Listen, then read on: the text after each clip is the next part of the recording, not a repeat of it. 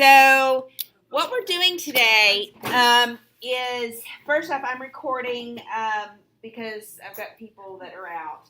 And so,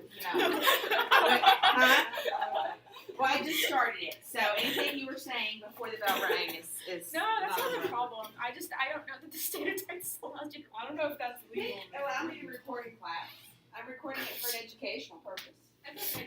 So I think you don't have exact rights the way you think about it, right? It would be one thing if I was, anyways. It's perfectly fine. American Trust me. Trust me, JoJo. Really? It's fine. It's fine. Joanna wants to sue and wants some money. Right, she wants to sue because I'm recording class for other She people. needs some money for college. She's like, anyway. She's not getting any fine. All right, so we've got several things to do today. First off, I want to talk about Reflection 5, and we're going to kind of look at the documents regarding that. This kind of will dovetail with what we've been doing this week and talking about, particularly what we did last class. And with whatever time we have left, we're going to be looking at the Eastfield Objective Essay. Quick reminder, your Seneca Falls convention. Seneca Falls question needs to be done here, okay? I'm going to try to start grading probably Sunday, maybe Saturday, right? It depends. I've got to make a few revisions on my proposal, and then that's scheduled for Saturday. Then you've got Reflection 5 that's due roughly 4th, 5th, 6th, somewhere in that kind of window right there. Definitely by the weekend, okay? Well, I hate holding y'all accountable. If I know I'm not going to grade it on Thursday, then... Well, it says due Literally, Tuesday, like, so... I remember, like, 2 months ago, you're like, it's on the 4th. So, like, the 5th, 6th, 7th. It's so bad. Before the weekend, Can please. you check your Apple Watch? So anyways, so the Reflection 5 is going to be due right around here, but absolutely I'm going to be grading it next weekend, okay? Then your Eastfield Objective Essay is due on the 14th, Portfolio the 17th, Semester Exam on the 19th, okay? So let's take a look at American Yop. Discussion question is the crisis of 1850s.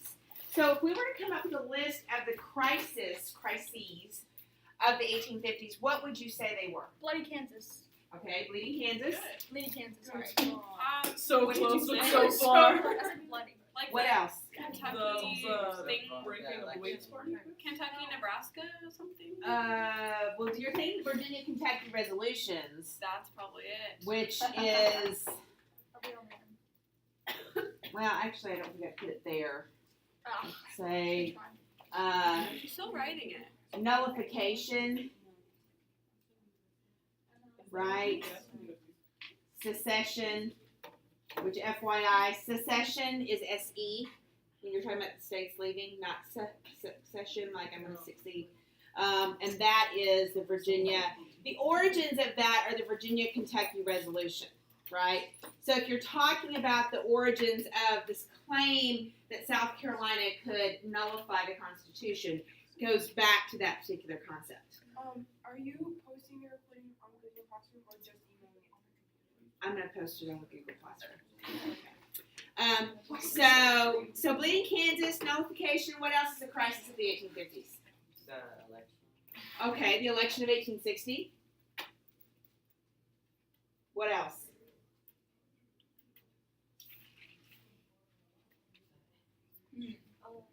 Do any of the issues over the election have anything to do with it? homesteads? What do you mean? Like Well, like homesteads? railroad. Trans- Not those, not necessarily. Slavery? Slavery. Woo! Always a problem. Always a problem. That's kind of awkward though, right? Anything specifically about slavery? Whether to Western expand expansion? it. And? Abolishing it? No. The West. Or the case. Dred Scott versus... Very good. When there was that one rebellion. What else? The rebellion. Wasn't it? Nat Turner's rebellion? I watched a video about it. The rebellion. Well, not Nat Turner's. Or that one guy that like tried to get him to go, and like nobody. John Harper's Brown. Ferry. Harper's Ferry. No, they made another one. What were we talking about? What about Fugitive Slave Act? So, I'm reading it from Missouri Compromise, stupid. You should just put it up there. You said Missouri Compromise? There. Missouri Compromise, the 1850 Compromise,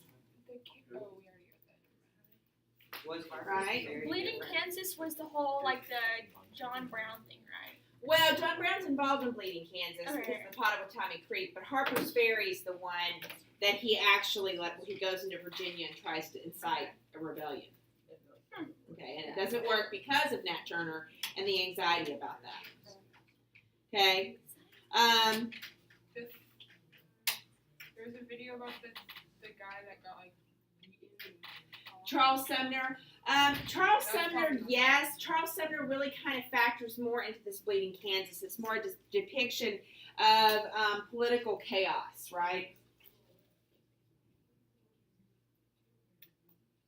Which is where somebody had said something about the Whig Party, the fracturing, the splintering of parties, that kind of thing. And ultimately, that leads to the election of 1860, okay? So that's part of what you see happening there.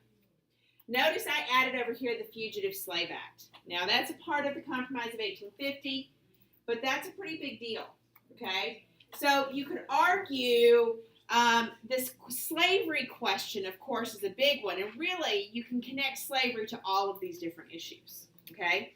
Now that we've kind of run through some of these ideas, let's look at the American Yawp documents, okay? Let's kind of work our way through that. And so if you have a computer, it might be easier for you to look it up on the computer. It's up to you. You don't have to necessarily. So we've got this particular case, Prigg v. Pennsylvania, 1842. Conflicts between the power of the federal government and states' rights strained American politics throughout the antebellum era. That's antebellum is before the Civil War. During the 1840s and 50s, the most consistent source of tension on the issue stemmed from Northerners refusing to comply with fugitive slave laws. Okay? As early as 1780s, Pennsylvania passed laws that made it illegal to take a black person from the state for the purpose of enslaving them. In the majority opinion excerpted here, Supreme Court Justice Joseph Story decided that the National Fugitive Slave Act overruled Pennsylvania's law. Okay? So you have this question, and he goes through the lots of kind of legalese kind of conversation, so you can kind of read through that yourself. But what I want to point out is he talks about kind of the specific case regarding, what caused this to come forward, and that how this Pennsylvania law has triggered the court case. So then he says, the few of the questions involve more delicate and important considerations, few upon which the public at large may be presumed to feel profound and pervading interest. So this goes back to this issue of compromises, right? Even going back to the 3/5 compromise, right? Remember, the 3/5 compromise is the mother of all compromises, followed by the Missouri Compromise, the Compromise of 1850. So we've got this process going back to the creation of the United States, based in our Constitution, trying to figure out how do we feel about slavery. What is the opinion about slavery? Remember, the Dred Scott decision ties into that because two of the justices dissented and said, well, we disagree because when the Constitution was created, there were free blacks and they were included in citizenship. So to say that black people don't have any rights didn't seem right to them. Okay? So from the very foundation of our country, we're wrestling with this question, are slaves people or are they property? And that is a huge question because if they're property, the fugitive slave laws are pretty clear. You have to return them. You cannot make laws that prohibit you from taking your property, right? Oklahoma can't tell us that we have to leave all of our UT stuff here, right? Like, they can't do that. Like, you should be able to take your property with you. Now, they might have regulations, so you may have to, if your car doesn't pass inspection, right? You may have to, do something there, but otherwise, they cannot tell you you can't take your property. So if that's what that is, that's a huge problem. Who was the president during the Dred Scott decision? That's James Buchanan, right? Mr. Worst President ever. Use the restroom. Yes. So that's what Prigg v. Pennsylvania is talking about. Notice this particular exchange right here, right? He quotes the Constitution of the United States where it says, no person held in service or labor in one state under the laws thereof, escaping into another, shall in consequence of any law or regulation therein be discharged from such service and labor, but shall be delivered up on claim of the party to whom such service or labor may be due. This is the basis for the decision in Prigg v. Pennsylvania, okay? And he goes into explaining that this right was indispensable to the creation of the United States. The Union could not have been formed without this promise. He says that the core foundation of our Constitution is the promise that slave-holding states can go reclaim their property. That's what he's talking about, okay? And he said if it had not contained this clause, every non-slave-holding state in the Union would have been at liberty to have declared free all runaway slaves coming within its limits, and to have given them entire immunity and protection against the claims of their masters, a course which would have created most bitter animosities and engendered perpetual strife between the different states. The clause was, therefore, the last importance to the safety and security of the southern states, and could not have been surrendered by them without endangering their whole property in slaves. This clause was accordingly adopted into the Constitution by the unanimous consent of the framers of it, a proof at once of its intrinsic and practical necessity.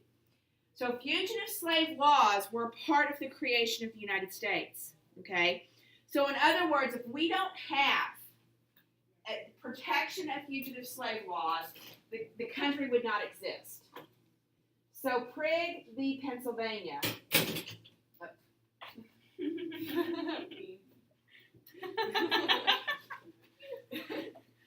I know what peen means.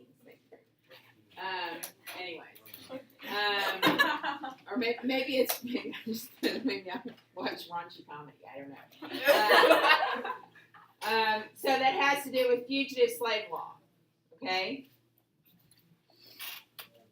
So fugitive slaves are a big part of the Prigg v. Pennsylvania decision. All right? And so you have to keep that in mind. And it goes on to say that upon these grounds, we are of the opinion that the Act of Pennsylvania upon which this indictment is founded is unconstitutional and void.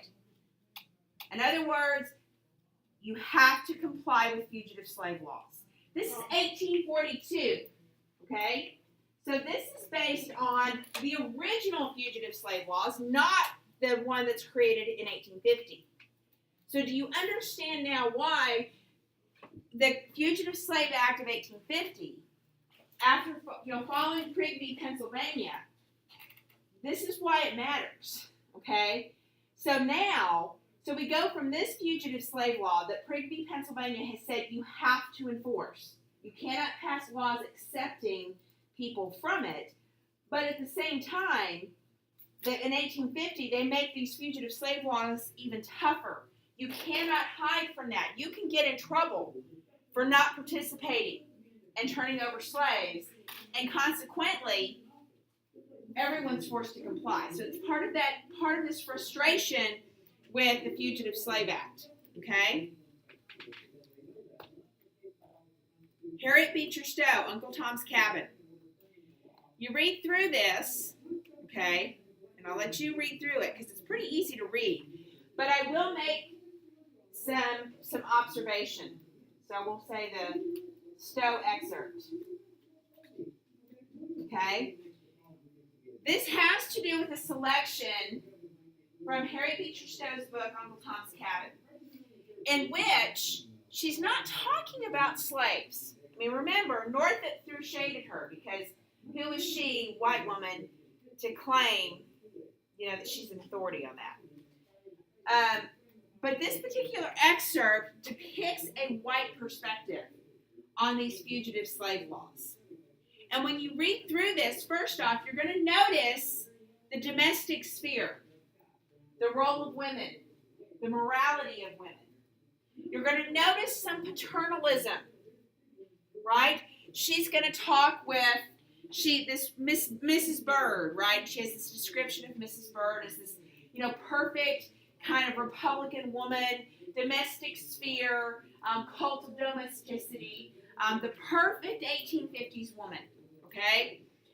She's going to describe her challenging her husband about the Senate and asking, what about this law? And he's like, well, honey, have you ever been concerned about politics? And it turns out that she's upset because she thinks she should be able to aid runaway slaves. I should be able to give them food. I'm not saying I'm going to help them run away, but if somebody walks by my house and they're clearly starving and in need, I have a Christian obligation, a moral obligation to help them. Right? And she and her husband have this conversation that is, he's telling her, I don't think you can do that. That's aiding and abetting runaway slaves. That violates these fugitive slave laws. Right? But she's talking about the moral obligation. And she challenges that, saying, obeying God never brings on public evils. I know it can't. It's always safest all around to do as he bids. So if I morally feel that Jesus and God compel me to help somebody, even if it's a runaway slave, no law can tell me that I cannot do that. Okay? So wrapped up in this particular excerpt is a very interesting kind of debate, right? First off, the role of women. Okay? So you can put that in there. The role of the moral obligation to help other people who are less fortunate. Now, yes, you have the idea of paternalism, so we can critique Stowe on her paternalism. But if you're talking about the fugitive slave law, you have a contrast between the Stowe excerpt and how it explains the moral obligation versus Prigby, Pennsylvania, which explains the legal obligation to return slaves. And if you put that in context with the 1850 Compromise, right? So the 1850 Compromise has to do with both of these. Right there. Mm-hmm. But if, even if the women help the slaves, it's not like they can go to jail or anything. That's the thing. No, but their husband could punish them. Their husband could divorce them. Can't they just deny that they helped them? It all depends. It all depends on who's enforcing the law. It all depends on their husband. It all depends on how willing are we to go after people that help runaway slaves. And again, this is the crux behind Prigby, Pennsylvania. Okay? So, yeah. Oh, come here. So, kind of interesting there, right? This fascinating conversation. Last night I was going over this with my 1301 class, and I said this is basically a Twitter feud before there's Twitter. That's what this is, okay? Do you read your So when Bible? we work out, yeah. Yes. Do you read your Bible, Mrs. Child? So Mrs. Child had wanted to visit John Brown in prison. So this is after Harper's Ferry.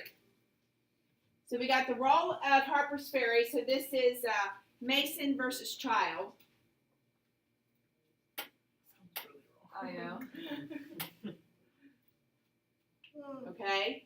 Mason versus Child, Harper's Ferry. John, this has happened. Miss Child wants to visit John Brown. Margaret Mason responds back to her, basically saying, you want to see this man, this horrible man. She basically almost calls him an antichrist, right? That condemns Miss Child to damnation, right? I hope you go, where, because how could you want to see him? This man wanted to incite insurrection, and he did, right? And you see that the echoes of Nat Turner's rebellion. you would condemn women and children to death because you want to support this madman who would come into our country, right? She just wants to visit him, right? She's not Yes, trying to if you visit look at the intro. Yeah, no. So Lydia Marie Child wrote to the governor of Virginia requesting to visit Brown. Margaretta Mason of Virginia wrote a stirring letter to Child attacking her for supporting a murderer. Child responded. The exchange of letters was published by the American Anti-Slavery Society. So this is clearly propaganda, okay? This is anti-slavery propaganda, but I think it gives us an interesting insight. So again, to call it a 19th century Twitter feud, I think is fairly accurate, okay? So yes, right? How could you want to do this, right? How could you want to support, sympathize, think that anything John Brown did was okay, all I right? can sense the pretentious attitude behind this. Well, you can. I mean, like, I think you can see the different perspectives. And again, if you're talking about slavery as it exists in the South, you can see why there's a concern. Now, again, when you read the Stowe excerpt, she makes an interesting statement, Mrs. Bird does, that, well, if they were well treated, they wouldn't be running away. Okay? So, good point there. What's interesting is Child's response. Okay, first off, I sincerely wish you well both in this world and the next. If the anathema proved a safety valve to your own boiling spirit. So, in other words, she said, if your damnation, your threat to send me to hell, makes you feel better, then it did some good to you while it fell harmless upon me. So your attack doesn't do anything to me, and if it makes you feel better, then whatever, right? That basically God does what he wants, and it doesn't matter that you said, go to hell, right? That's what she's saying. As for John Brown, his reputation may be trusted to history. In other words, I'm not here to judge his action, right? It's his motives that I'm most concerned with. It's anti-slavery, right? So we have John Brown and anti-slavery. Now let's think for a second. What propels John Brown to Harper's Ferry? What did I tell you yesterday? I mean Wednesday. Probably something about the Dred Scott decision. Dred Scott. So the Dred Scott decision. So we go from Bleeding Kansas with John Brown, right? Bleeding Kansas, John Brown. Dred Scott convinces him that this country is beyond saving. It's beyond.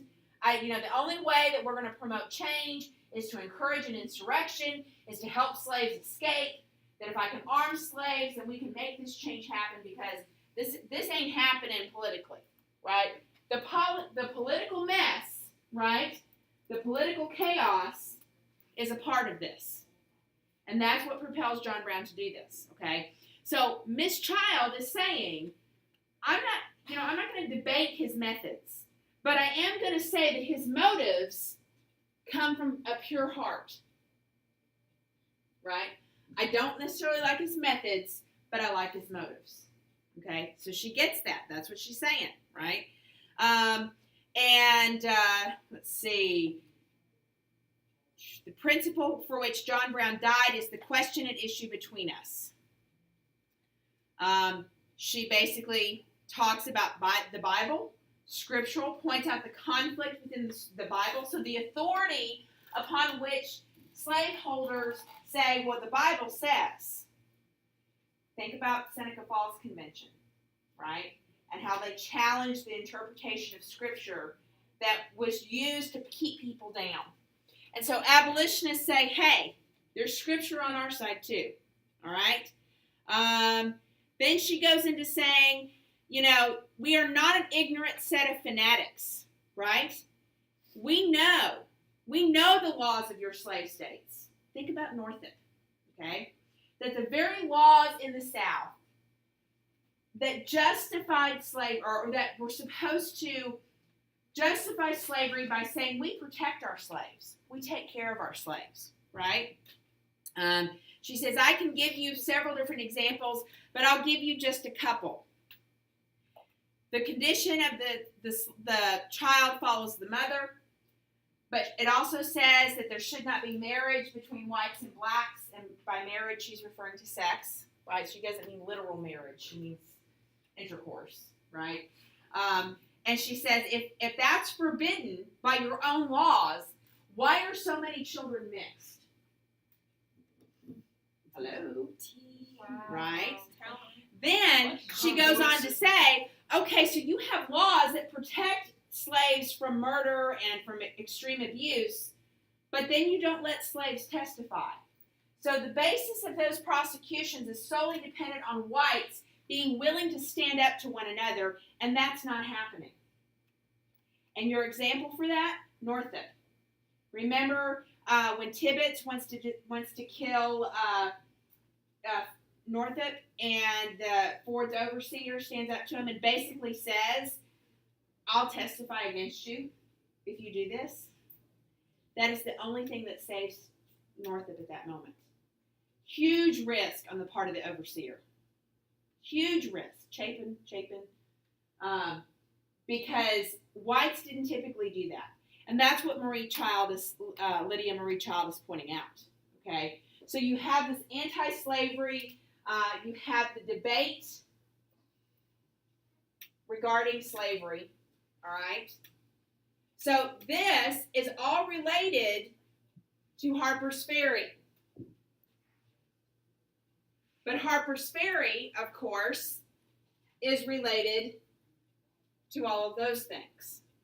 There's a lot of areas. All right? I was planning like a fake. I know. Conspiracy theory. Oh, come on now. Yeah, I was gonna wait till.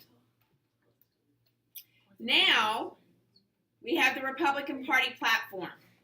Now, we talked about the Republican Party platform a little bit on Wednesday. This is the actual platform. So we summarized it on Wednesday, kind of went through the high points, but this is the actual text of it, all right? And you can read through it, but fundamentally, what we see is that so the Republican Party platform,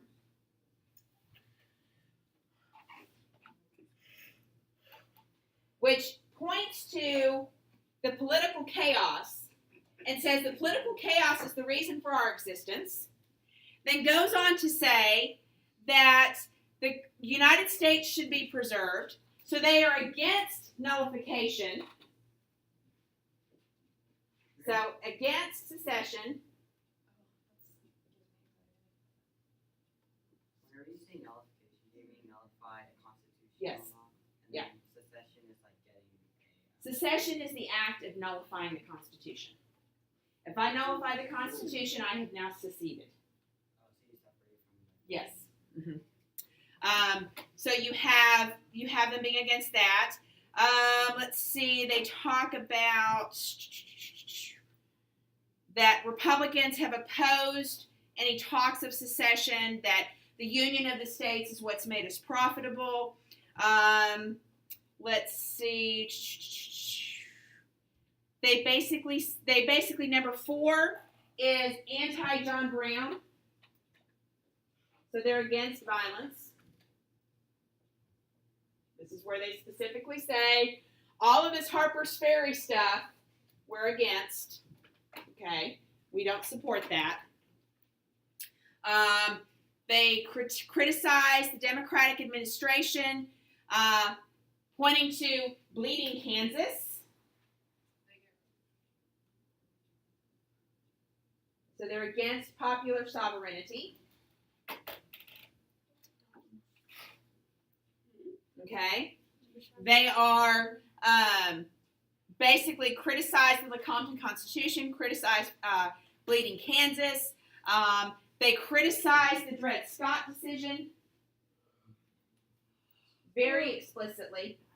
Okay, they say in construing the personal relations between master and servant to involve the unqualified property in persons.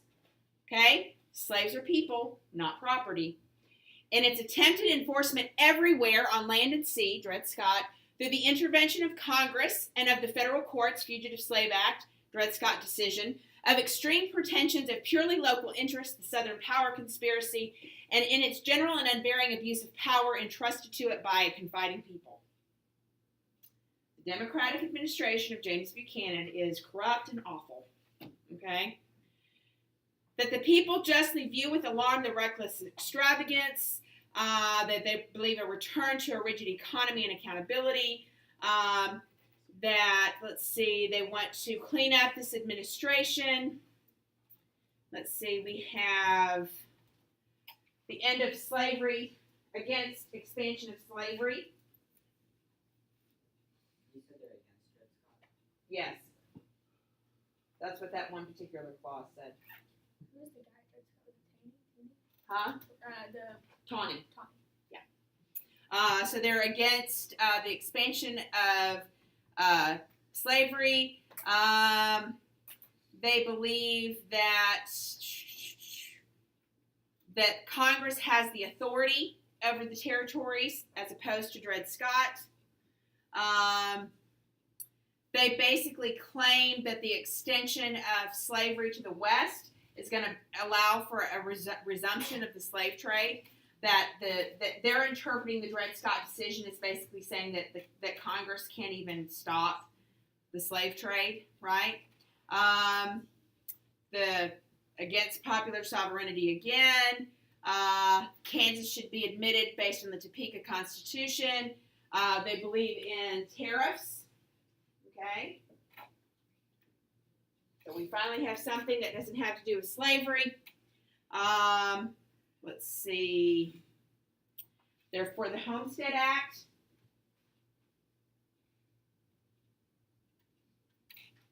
And they're for a railroad. So when you get to the bottom, the last 3 or 4, so what, 12, 13, 14, 12, 13, 14, 15, and 16. So we've got internal improvements.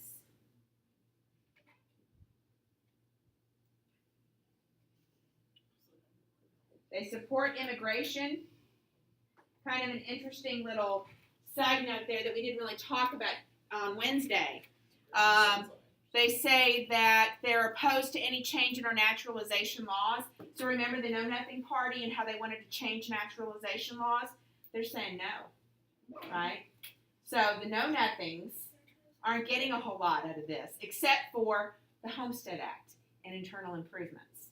So they're not going to mess with immigration. That's a concession to the factory owners. Does internal improvements refer to the railroad? It can. It can also refer to waterways, canals, basic roads for carriages and such. That they have the railroad, the Transcontinental Railroad is a separate piece. So obviously they see that as a bigger thing than just internal improvements in general. Okay? So most of the Republican platform has everything to do with all of this slavery question. Okay? So when you're talking about this idea of Mason versus Child and the Stowe excerpt in Prigg v. Pennsylvania, these 3 things are either directly or indirectly addressed by the Republican platform. Okay? South Carolina Declaration of Secession. Abraham Lincoln won with just 40% of the popular vote and not a single Southern vote in the Electoral College. Within days, Southern states were organizing secession conventions. On December 20th, South Carolina voted to secede and issued its Declaration of Immediate Causes. Okay? They go on to say we refer to the statutes of the other states, that they have refused to fulfill their constitutional obligations. So the South Carolina document refers to fugitive slaves and the problems that are related to Prigg v. Pennsylvania. Okay? They quote the same section of the Constitution that Prigg v. Pennsylvania quotes. Restate what Prigg v. Pennsylvania says, that the stipulation was so significant to the construction of the Constitution that there can be no doubt that the failure to enforce fugitive slave laws is in fact a refusal to enforce the Constitution of the United States. Okay? They go on to say that the federal government, particularly these states, have refused to enforce them, and they go through kind of some details about that. They say that basically this means that the way things are operating going into 1860 is that this is not a more perfect union. The preamble to the Constitution has failed, and that each state that the failure to recognize the states as equal, that's been denied. We affirm that these ends for which this government was instituted have been defeated. So the government has failed. The Constitution has failed, right? And as a result, they're encouraging our slaves to rise up, okay? So you're going to see a lot of the same argument that Mason is making to Ms. Child coming up here, referring to the Fugitive Slave Act. A sectional party has found within that article, they've got the executive branch, so the political chaos is a part of this. The Republican platform is a part of this. This is all going on like entirety of 1850s, right? Yes. Okay. So a geographical line has been drawn that the states in the north elected the president, the south did not elect the president. They're forcing this president on us. And we agree that, that this man that has been elected, notice they don't use his name, this man that has been elected himself has said that we cannot exist half slave, half free. And they point to the Republican platform and they say, clearly they're going to end, they're going to take away our property. Our property should have been protected. It hasn't been protected by a failure to enforce the fugitive slave laws. And consequently, we, therefore, the people of South Carolina, by our delegates in convention assembled, appealing to the Supreme Judge of the world for the rectitude of our intentions, have solemnly declared that the union heretofore existing between this state and the other states of North America is dissolved, and that the state of South Carolina has resumed her position among the nations of the world. Okay? Now, what matters about that is that all of this has to do with the right to have slaves. Not only through fugitive slave laws, but through the concerns about the Republican platform, the limitations on taking their slaves where they want, the threats that they see implied that slavery is going to be on its way out. You've got the 1856 map. This is Republican. This is a Republican map.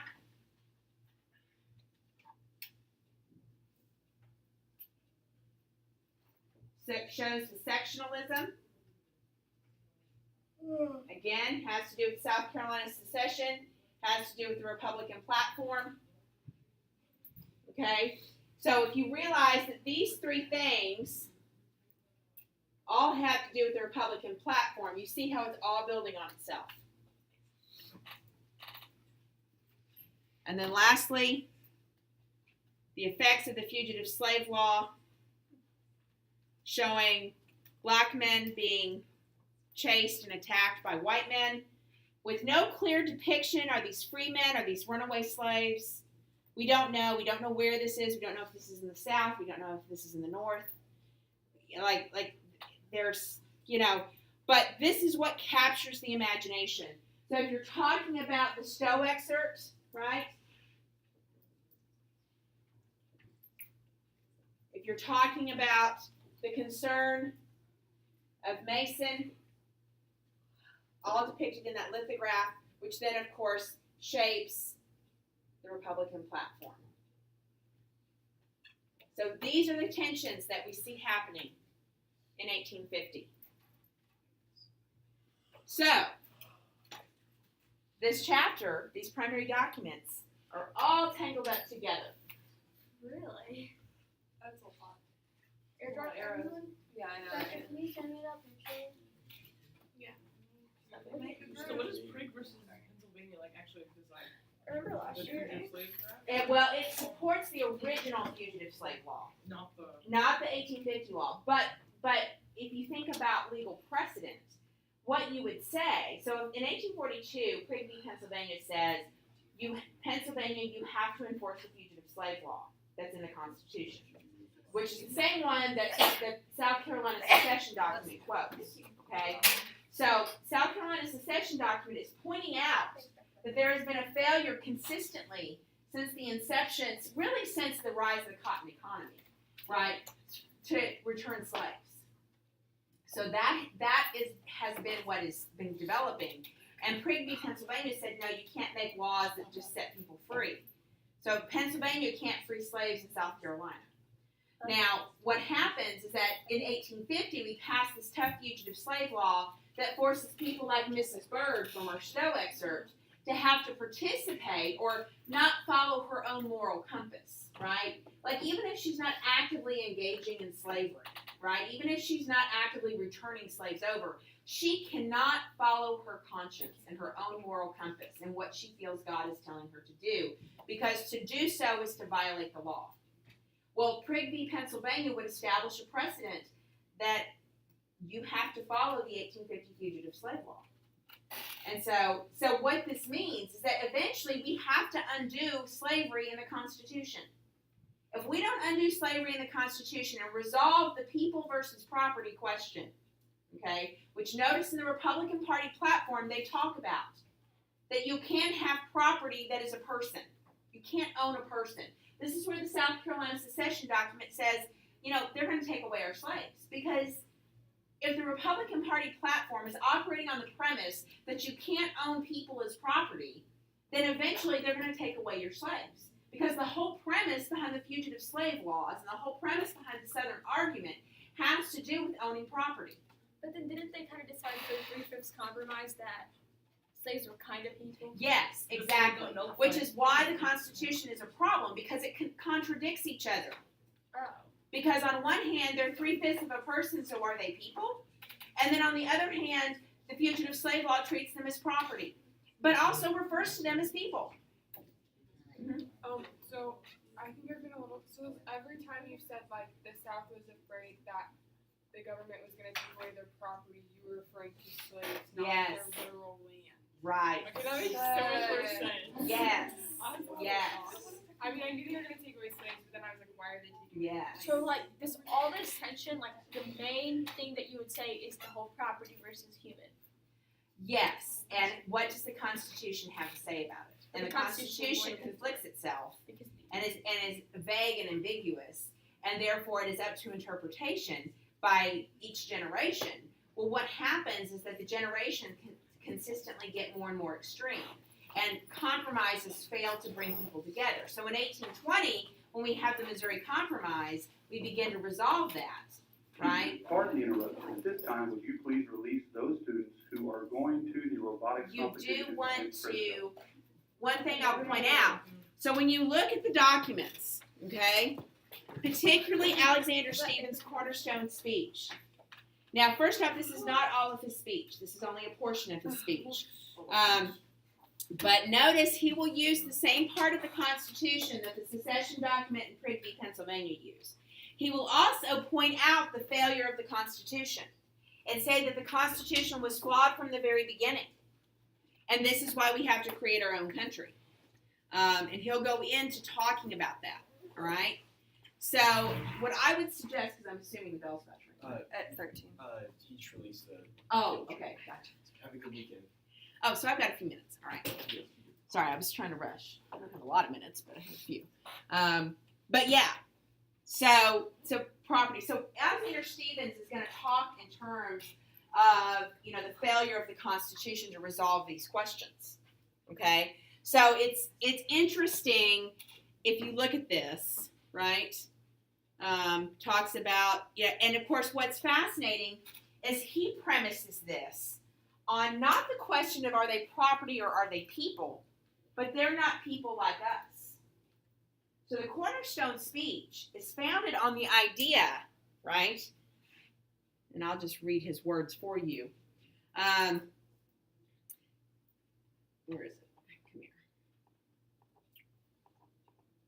The new Constitution has put at rest forever all the agitating questions relating to our peculiar institution, African slavery, as it exists amongst us as the proper status of the Negro and our form of civilization. So they're people, but they have a different status. This was the immediate cause of the late rupture and present revolution. Let's see, but whether Jefferson fully comprehended the great truth, which is that African slaves are not equal, we don't know, but what was conjecture with him is now realized in fact. The prevailing ideas entertained by him and most of the leading statesmen at the time of the formation of the old Constitution were that the enslavement of the African was in violation of the laws of nature, the Declaration of Independence, right? And that it was wrong in principle, socially, morally, and politically. So he's saying that part of the reason why the Constitution is phrased the way it is because they thought it was wrong, which we can kind of, maybe not all of them, but certainly some of them. That's why it was phrased the way it was. It was an evil they knew not well how to deal with, but the general opinion of the men of that day was that somehow or other, in the order of providence, the institution would be evanescent and pass away, which is indeed what they thought. This idea, though not incorporated in the Constitution, was the prevailing idea at the time. The Constitution, it is true, secured every essential guarantee to the institution of slavery, fugitive slave laws, while it should last, and hence no argument can be justly urged against the constitutional guarantees thus secured. In other words, you can't argue against the fugitive slave laws. Those ideas, however, were fundamentally wrong. They rested upon the assumption of the equality of the races. This was an error. It was the sandy foundation, and the government built upon it, fell when the storm came and the wind blew. Okay? So our new government is founded upon exactly the opposite idea. Its foundations are laid, its cornerstone rests upon the great truth that the Negro is not equal to the white man, that slavery's subordination to the superior race is his natural and normal condition. So Alexander Stephens is suggesting that it's not a property versus people question. They're just not the same. They're not the right kind of people. They deserve to be slaves. Yeah, they're people, but they don't deserve to have rights the way white people do. And therefore, slavery is their natural position. Okay? So all of this debate that we've had is, and he's the vice president of the Confederacy. Okay? See that before sense. Can I say that? He's the vice president of the Confederacy. Okay? He's the one that so he comes from Georgia. He was involved with the Kansas-Nebraska Act. And he was one of those guys that actually, had a little bit of concern about the wealth being concentrated in the hands of a few, right? But he was definitely pro-slavery, but horribly, horribly racist, obviously. And so this is kind of the background. And then he goes into talking about, hoping that the government will let us go and all kind of stuff. So we'll talk about that next week a little bit at the start of class. But I wanted to kind of connect the cornerstone speech. And I will point out real quickly, so if you take a look at the other document, it's a Thomas Nast cartoon. That is the way the South received it, which is Lincoln's inauguration. Let me encourage you, don't get sidetracked with the dress. It's a minor detail in the cartoon. First off, I think it's just simply a depiction of Lincoln as Columbia, female representation of the United States. It could be a reference to the morality, the peacefulness of women. So it could have something to do with that, but that's not the dominant thing. It's the peace and war. Okay? So that should get you going on your reflection 5. It's a personal question. Okay. Wait. Could I ask something? Did you talk at all about the Eastfield thing?